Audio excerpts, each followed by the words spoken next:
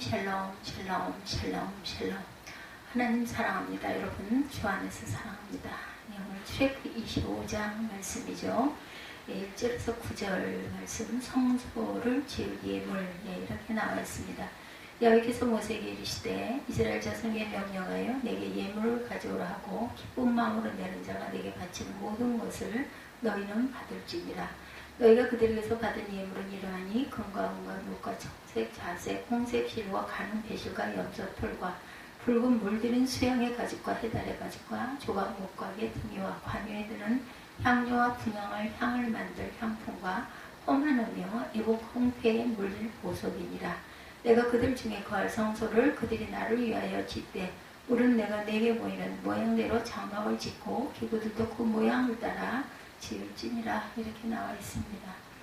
성소를 지을 예물의 내용, 그리고 나를 위하여 짓되 내가 내게 보이는 모양대로 장막을 짓고 기구들도 그 모양을 따라 지을지니라. 내게 보여줄 테니 그대로 해라. 이렇게 말씀하죠. 출애굽기 26장 1절에서 37절, 27장 7절에서 9절, 여기도 같은 내용들이 나타나 있습니다. 성막에 대해서 26장 1절에서 37절까지 성막을 만들 때 어떻게 만들어라 이렇게 해서 말씀하고 있어요. 27장 9절에서 19절에도 또 그렇게 말씀하고 있습니다. 성막의 뜰을 만들지니 뜰은 어떻게 해라 19절까지 이렇게 성막에 대한 내용들이 나와 있어요. 이제 십계명도 받았고 계약의 율법도 받았습니다. 그러면 다 된 게 아니죠. 가장 중요한 것, 출애굽기에서 가장 많은 분량을 차지하고 있는 부분이기도 한 성막의 건축에 대한 내용이죠. 25장부터 40장까지 무려 16장에 걸쳐서 말씀하고 있어요. 25장에서 31장까지는 모세의 성막을 어떻게 만들 것인지 일일이 지시하시죠. 재료는 무엇이고 크기는 얼마나 할 것인지 아주 구체적으로 나타나 있습니다. 32장에서 34장은 금송아지 우상과 이에 대한 하나님의 심판이 나오죠. 이는 성막 건설과 관련하여 잘못된 하나님의 섬김의 예로 언급이 된 겁니다. 35장부터 40장까지는 하나님의 지시대로 사람을 세워서 모세가 성막을 만들고 결국 완성에 이르게 되죠. 모세는 40일 동안 시내산에 머물렀어요. 여기서 모세가 단순히 십계명 말씀만 받은 것이 아니고 성막 제작에 대한 지시를 주로 받았습니다. 그만큼 중요했기 때문이죠. 어떤 학자는 하나님은 전 세계를 6일 동안 창조하셨으나 성막 제조에 관해서 모세에게 가르치실 때는 무려 40일을 소비하였다. 이렇게 얘기합니다. 성전, 굉장히 중요하죠. 신약시대의 성전의 중요성은 사라졌지만 이스라엘에서 생활이나 예배 중심은 예루살렘 성전입니다.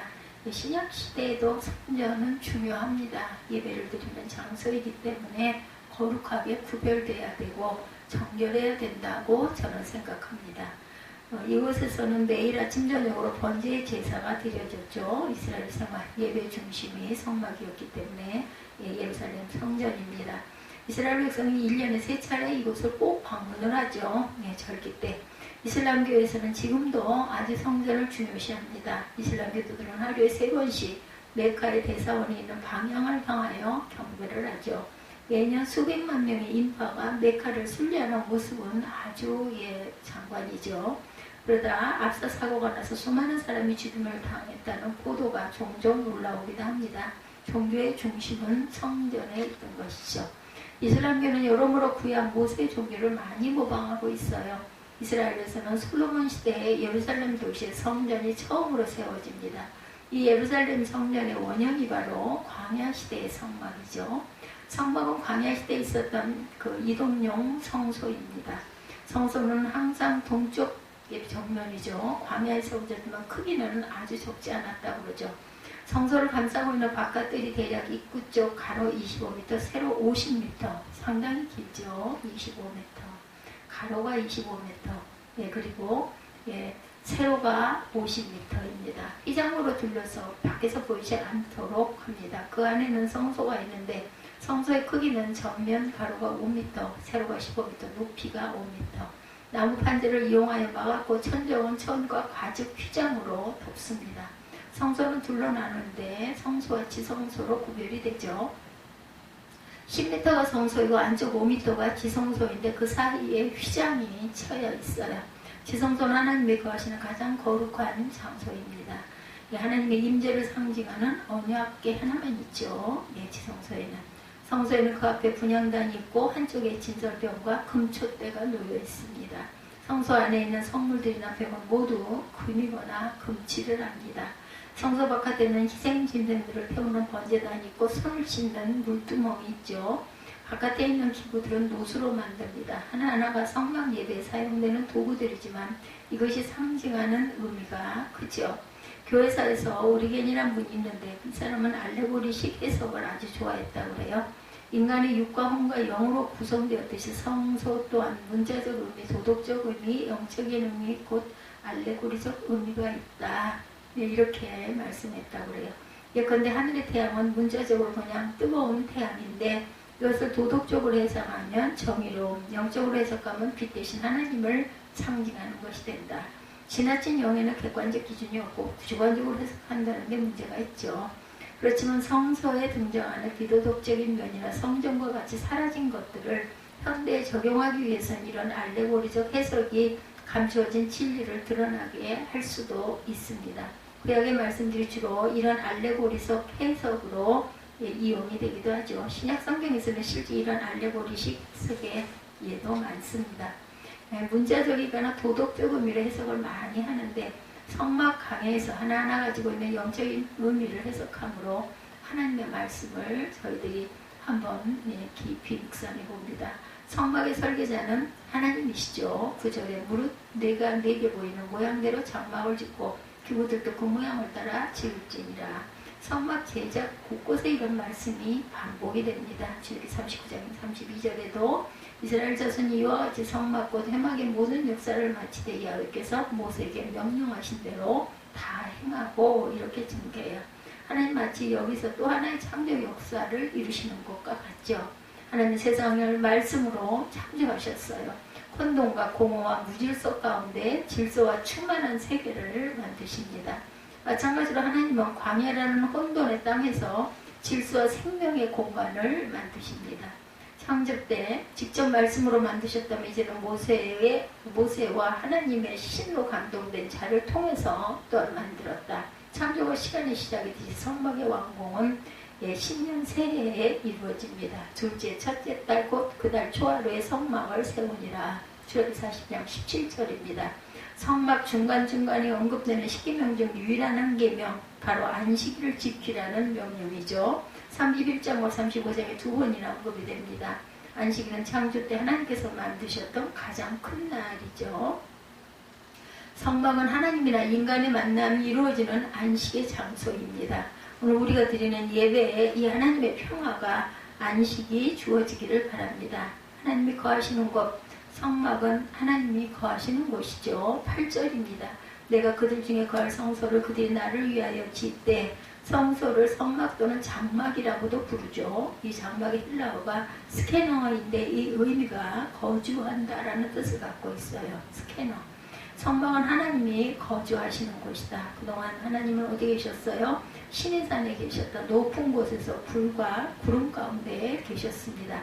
어느 때는 하란 땅에서 아브라함에게 나타나셨고 야곱에게는 약곡강에서 낯선 신의 모습으로 나타나셨죠. 모세에게는 가시떨기나무 불꽃 가운데 나타나셨어요. 특정할 수 없는 곳에서 특정할 수 없는 방식으로 나타납니다. 근데 이제 하나님께서 자신의 거처를 좁은 장막에 자리를 잡으셔요. 그 의미는 하나님의 인간들과 함께 하시겠다라는 뜻이죠.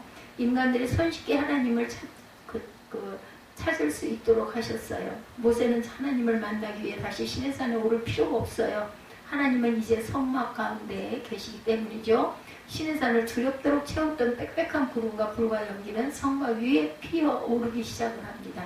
낮에는 야훼 구름이 성막 위에 있고 밤에는 풀이고 구름 가운데 있음을 이스라엘의 온 족속이 그 모든 행진하는 길에서 그들의 눈으로 보았더라. 출애굽기 40장 38절에 증거합니다. 성막이라는 것은 기도의 장소죠. 그들이 도움이 필요할 때 이 성막을 찾거나 성막을 향하여 기도하게 되죠. 문제가 생겼을 때, 죄를 지어 절망 가운데 있을 때 이 성막이 와서 제사를 드리면 하나님이 용서가 주어지죠. 베푸시는 내 감사하고 싶지만 하나님을 찾을 수 없을 때 이 성막이 와서 감사를 드리게 됩니다. 성막은 이제 하나님의 말씀이 선포되는 중심이 되었어요. 우리와 함께 하시는 하나님의 모습을 성막을 통해서 잘 보여줍니다. 이동할 수 있도록 성막은 되어 있죠. 성막을 둘러치고 있던 휘장이나 편병은 수시로 분해할 수 있고 운반할 수 있게 만들어집니다. 언약궤에서부터 진설평당, 병상, 분향단, 번제단 등 모든 기구들에는 이동하기 쉽도록 고리가 달려 있었다는데요. 이 고리에 채를 끼워서 운반을 합니다. 하나님은 인간이 있는 곳이면 어디나 그들과 함께 하시겠다라는 뜻이죠. 그런 점에서 예루살렘의 무거운 돌과 금으로 만들어진 성전은 움직일 수가 없어요. 그것은 하나님을 고정시키는 행위입니다. 이동할 수 있는 성막이 본래 하나님의 뜻을 보다 잘 계시하고 있었어요. 그런 점에서 예루살렘의 무거운 돌과 금으로 만들어진 성전은 움직일 수가 없는 것이라는 거죠. 그래서 솔로몬은 땅에 고정된 성전이 갖는 부작용을 알기 때문에 성전 낙선 시에서 이렇게 고백하죠. 하나님이 참으로 땅에 거하시리 그 하늘과 하늘들의 하늘이라도 주를 용납하지 못하겠거든 하물며 내가 건축한 이 성전이오리까. 주께서 이런 말씀하시기를 내 이름이 거기 있으리라 하신 곳이 성전을 향하여 주의 눈이 주야로 보시오며 주의 종이 이곳을 향하여 비는 기도를 들으시옵소서. 성전은 하나님의 이름이 있는 곳이죠. 하나님을 독점할 수는 없습니다. 하나님을 이곳에 제한시킬 수가 없어요. 성전에 제한된 신은 성전이 망하면 길이 망하죠. 그러나 성전은 하나님의 이름만 있는 곳이기에 하나님은 성전에 매이지 않습니다. 에스겔서의 성전에서 하나님의 영광이 떠나는 장면이 나타나죠. 이스라엘 백성이 패역하고 이 때문에 심판이 결정이 됩니다. 하나님은 더 이상 예루살렘 성전에 머물 수가 없어요. 하나님이 떠나는 장면을 이렇게 묘사하죠. 에스겔 10장 18절에 야훼의 영광이 성전 문지방을 떠나 그룹들 위에 머무르니 이렇게 말씀합니다. 하나님의 영광이 동쪽 산 방향으로 떠났다. 그렇게 바벨론 포로오기 동안 하나님의 영광이 사라지더니 에스겔은 다시 성전이 회복되는 환상을 또한 봅니다. 성전이 재건되면서 다시 하나님의 영광이 들어오죠. 에스겔 43장 4, 5절에 야훼의 영광이 동문을 통하여 성전으로 들어가고 내가 보니 야훼의 영광이 성전에 가득하더라. 참것과 그림자, 성전은 하나님이 계시는 곳이죠. 예수를 믿는 그런 성도들은 이 영광을 예수 그리스도에게서 봅니다. 요한복음 1장 14절에 말씀이 육신인데 우리 가운데 거하시며 우리가 그의 영광을 보니 아버지의 독생자의 영광이요 은혜와 진리가 충만하더라. 여기 계신다는 거하신다는 헬라어 단어 스케노입니다. 성막을 뜻하던 스케노와 동일하죠. 하나님의 이제는 장막이 아니라 인간이 사는 곳으로 오셨어요. 하나님의 인간 세계에 거주하시는 것이죠. 그래서 예배는 더 이상 장소가 중요하지는 않다. 요한복음 4장 24절에 하나님은 영이시니 예배하는 자가 영과 진리로 예배할지니라. 예수 그리스도는 영으로 우리 가운데 임재하십니다. 예수 그리스도가 진리신 참되신 그런 실체이죠. 이제는 장소가 중요하지 않고 예수님은 사마리아 여인과 대하시면서도 말씀하죠. 예수께서 이르시되 여자여 내 말을 믿으라. 이 산에서도 말고 예루살렘에서도 말고 너희가 아버지께 예배할 때가 이르리라. 너희는 알지 못하는 것을 예배하고 우리는 아는 것을 예배하노니. 여자는 자기들이 믿던 그 심산이나 예루살렘 성전에서 예배해야 하는지를 묻지요. 네, 주님은 이에 대해서 이 산도 예루살렘도 아니다. 예배는 무죄하고 진리에서 벗어난 그런 예배는 필요 없다. 진정한 예배는 영과 진리 안에서 영으로 임재하시는 예수 안에서 드리는 예배라는 것. 이것이 거짓이 아닌 진리고 참된 예배다. 우리가 성령 안에 있습니까? 우리가 그리스도의 이름으로 예배를 드리고 계십니까? 그럼 그것이 하나님의 임재가 있는 성전이고 성막입니다. 교회 건물이 성전이 아니고 한낱 모임의 장소이죠. 아무리 화려한 건물일지라도 그것에 진리 대신 그리스도가 없으면 그것은 돌덩어리에 불과하다. 우리는 참된 것을 예배하고 있는지 아니면 그림자를 예배하고 있는지 히브리서에서 말씀하죠. 히브리서 8장 5절입니다. 그들이 섬기는 것은 하늘에 있는 것의 모형과 그림자라. 모세가 장막을 지으려 할 때 지시하심을 믿음과 같으니 이르시되 산과 모든 것을 산에서 내게 보이는 분을 따라 지으라 하셨느니라. 모세가 하늘에서 본 것이 진짜라는 거죠. 땅 위의 성전은 그 진짜를 모방한 것에 불과하다. 실체가 아니라 그림자이다. 그리스도께서 첫것의 그림자인 손으로 만든 성소에 들어가지 아니하시고 바로 그 하늘에 들어가사 이제 우리를 위하여 하나님 앞에 나타나시고. 히브리서 9장 24절이죠. 모세가 하늘에서 보았던 것, 그것은 그리스도였던 것이죠. 하나님의 임재, 하나님의 거룩함, 하나님의 사유의 은총, 기도에 대한 하나님의 응답이 모든 것이 성전에서 이루어졌어요.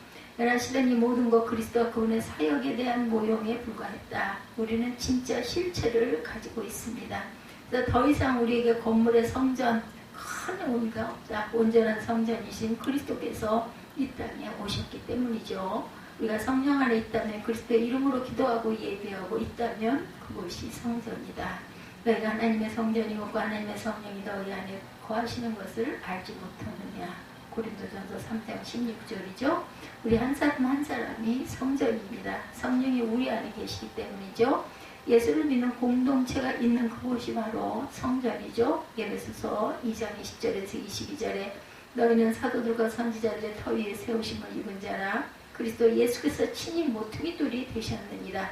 그의 안에서 건물마다 서로 연결하여 주 안에서 성전이 되어가고 너희도 성령 안에서 하나님이 거하실 처소가 되기 위하여 예수 안에서 함께 지어져 가느니라. 바울이 편지를 쓰고 있는 고린도나 에베소에는 유명한 신전들이 있었죠. 기원전 6세기에 고린도에 건설되었던 아폴로 신전 유적은 지금도 7개의 거대한 기둥을 뽐내며 서 있죠. 그 중요한 것은 그것이 중요한 게 아니라는 것이죠. 고린도시 배후의 해발 575m에 달하는 아크로 고린도 정상에는 한창 때 신전 창녀가 1,000명에 달했다는 아프로디테 신전이 있습니다. 당시 에베소에는 아르테미스 신전이라고 해서 고대 7대 불가사의 중 하나라 불리던 웅대한 건축물이 있었어요. 이 신전은 높이가 16m, 직경이 1.8m에 이르는 대리석 기둥 100여 개가 떠받치고 있는 엄청난 규모였습니다. 아테네의 파르테논 신전보다 4배나 컸죠. 근데 바울은 이것이 신전이 아니라고 말합니다. 바울 시대는 여전히 예루살렘 성전이 존재했죠. 헤롯이 지금은 황궁으로 번쩍이던 그 예루살렘 성전을 보지 않고는 건축물에 대해서 논하지 말라고 할 정도로 웅장한 곳이에요. 그런데 그 성전이 성전이 아니다 바울이 말하죠. 불과 20-30명의 작은 가정교회들로 이루어진 곳, 땀 냄새나고 신분도 변변치 않은 작은 공동체를 향하여 너희가 하나님의 거하시는 성전이다 이렇게 말씀합니다. 그곳에 그리스도가 계시고 그리스도가 계신 곳에 하나님의 임재가 있기 때문이다. 우리가 오늘 드리는 예배는 참으로 영광스럽죠. 비록 이런 그 작은 조그마한 공간이지만 우리가 모인 그곳에 그리스도께서 계시기 때문이다. 예배에서 이 영광을 보는 저와 여러분들, 우리가 정말로 영과 진리로 드리는 예배가 되시는 저와 여러분들이 되시기를 주님의 이름으로 축복합니다.